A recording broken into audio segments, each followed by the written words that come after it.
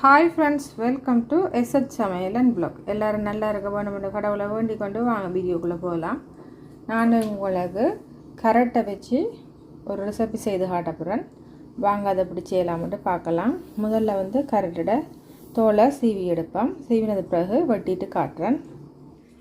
கரட்டை இப்படி ரவுண்டாக கட் பண்ணினதை இது மாதிரி நீளமாக கட் பண்ணி எடுக்கணும். இந்த ரெசிபிக்கு இப்படித்தான் கரட் வெட்டணும். நீங்கள் ஒரு முறை இது மாதிரியே செய்து பாருங்கள். நான் வெட்டுற மாதிரியே ரவுண்டாக கட் பண்ணிவிட்டு பிறகு இப்படி நீளமாக நாங்கள் கட் பண்ணி எடுக்கணும். கரெக்டாக வடிவாக நீளமாக வெட்டி எடுத்தாச்சு. கரட்டுக்கு தேவையான அளவுக்கு உப்பு ஆட் பண்ணுறேன். 1/4 கப் அளவுக்கு தண்ணி ஆட் பண்ணுறேன். கரட்டை ஒரு அரைப்பதம் வேக வச்செடுப்பேன். கரட் 50% வெந்ததுக்கு பிறகு ஒரு துண்டு ரம்பையை கட் பண்ணி வச்சுருக்கிறேன். அதை ஆட் பண்ணுறேன். கட்டாயம் இந்த ரெசிபிக்கு ரம்பை போடுங்க, அப்போ தான் ஃப்ளேவர் நல்லா இருக்கும். ஒரு ஸ்மால் சைஸ் வெங்காயத்தை இப்படி ஸ்லைஸாக நீளமாக கட் பண்ணி வச்சுருக்கிறேன். அதையும் இதில் ஆட் பண்ணுறேன். ஒரு ஸ்மால் சைஸ் தக்காளி பழத்தையும் இப்படி நீளமாக ஸ்லைஸாக கட் பண்ணி ஆட் பண்ணுறேன். 1/2 tablespoon crush chilli add பண்ணுறேன். உங்களோட காரத்துக்கு ஏற்ற மாதிரி நீங்கள் ஆட் பண்ணி கொள்ளுங்க. இது கொஞ்சம் உரைப்பாக இருந்தால் தான் நல்லா இருக்கும். இப்போ நல்லா ஒருக்கா மிக்ஸ் பண்ணி விடுவேன். 1 டேபிள் ஸ்பூன் மாதிரி ஆயில் ஆட் பண்ணுறேன். இப்போ நல்லா இதை மிக்ஸ் பண்ணுவேன். இந்த கேரட்டில் உள்ள தண்ணியெல்லாம் நல்லா வற்றி வரணும். அந்த ஆயிலில் இது திரண்டு வரும். அது வரையும் இது அடுப்பை அடிப்பிடிக்காமல் மிதமான சூட்டில் கரெக்டாக வேக வச்செடுப்பேன். திறந்து பார்ப்போம். கரெக்டில் உள்ள தண்ணியெல்லாம் வற்றி வந்துட்டு இந்த ஸ்டேஜில் மாசி கருவாடு இடித்து வச்சுருக்கேன். இதை விருப்பமெண்டா போடலாம், இல்லைன்னா தேவையில்லை. மாசி கருவாடு நீங்கள் ஆட் பண்ணுறதா இருந்தால் நல்ல சிவப்பு மாசியை ஆட் பண்ணணும். மாசி இலையும் 2-3 தரத்தில் இருக்குது. நல்ல தரமான மாசியாக போடுங்க, அப்போ தான் நல்லா இருக்கும். விலை உறைஞ்ச மாசி ஒரு மணம் மணக்கும்.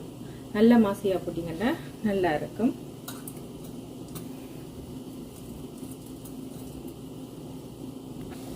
மாசியை போட்டு நல்லா இருக்கா மிக்ஸ் பண்ணி விடுவேன்.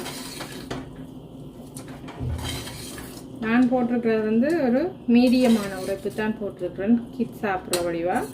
ஆனால் இந்த ரெசிபிக்கு கொஞ்சம் ஸ்பைசியாக இருந்தால் தான் நல்லா இருக்கும்.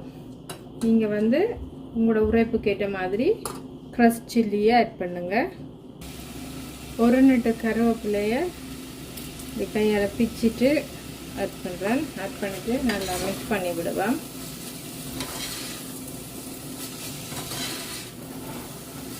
இந்த கரட் பதக்கள் உண்மையிலேயே நல்ல ருசியாக இருக்கும்.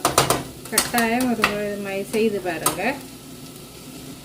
அடுத்ததாக கொஞ்சம் பெருஞ்சீரகம், சின்ன துண்டு கருவாப்பட்டை எடுத்துருக்குறேன். நீங்கள் எந்தளவு கரட் எடுக்கிறீங்களோ அதுக்கேற்ற மாதிரி இந்த அளவில் கூட்டி குறைச்சிக்கொள்ளுங்க. நான் கொஞ்சம் எடுத்துருக்கேன். இதை நல்லா பவுடர் ஆக்கி எடுப்பேன். பெருஞ்சீரகம் கருவாப்பட்டையை நல்லா பவுடர் ஆக்கி எடுத்துட்டேன். இப்போ இதில் ஆட் பண்ணுறேன். கட் பண்ணிவிட்டு நல்லா மிக்ஸ் பண்ணுவேன். மரக்கறியா செய்கிறீங்கன்னு சொன்னால் மாசி போடாமல் செய்யுங்க. மற்ற எல்லாமே அதே மாதிரி தான், மாசியை மட்டும் போடாதீங்க. மச்சமாக செய்கிறதாண்டா மாசி போட்டிங்கன்னா நல்லா இருக்கும். நல்லா ஒயிட் ரைஸோட கொஞ்சம் உரைப்பு போட்டு கூட செய்து சாப்பிட்டோம்னா நல்ல ருசியாக இருக்கும்.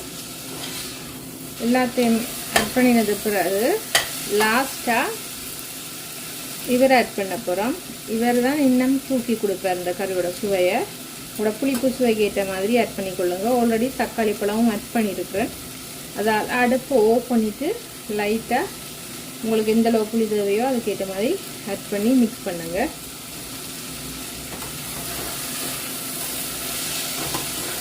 மிக்ஸ் பண்ணினோம்னா சுவையான கேரட் வதக்கல் ரெடி. இதுபோல் நீங்களும் செய்து பார்த்து எப்படி இருந்தது கமெண்ட்ஸில் சொல்லுங்கள். இது வரைக்கும் என்னோடய வீடியோவை பொறுமையாக பார்த்து எனக்கு கமெண்ட்ஸ் பண்ணி ஆதரவு தர அனைத்து நல்ல உள்ளங்களுக்கும் ரொம்ப ரொம்ப நன்றிகள். ஃபர்ஸ்ட் டைம் என்னோடய வீடியோவை பார்க்குறீங்கன்னு சொன்னால் மறக்காமல் என்னோடய சேனலை சப்ஸ்கிரைப் பண்ணிடுங்க. இன்னும் ஒரு இன்ட்ரெஸ்டான வீடியோவில் நான் உங்களை சந்திக்கிறேன். அது வரைக்கும் பாய்.